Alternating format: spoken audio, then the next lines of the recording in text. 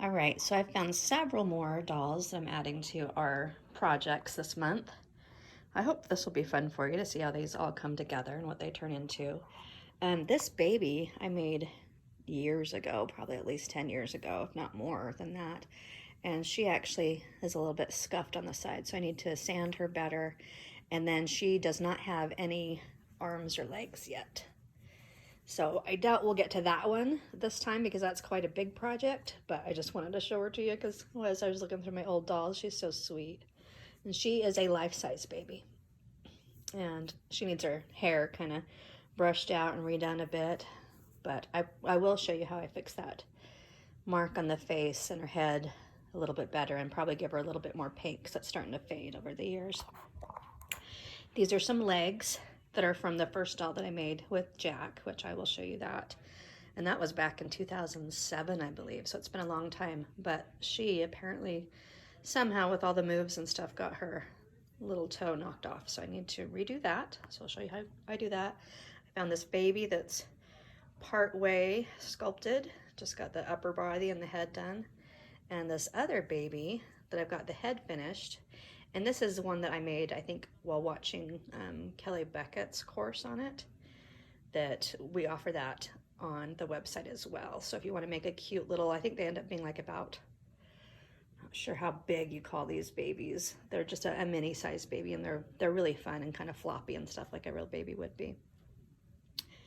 And then I have my other fawn doll that I was making as I was working out the process to creating the fawns. And so I need to get her all sanded, except down here, not so much because she's gonna be covered with fur, but up here, just so she's all ready for her arms. And then I need to figure out how I'm gonna do her feet exactly and what I'm gonna put her into as far as a base goes. So that will be getting decided.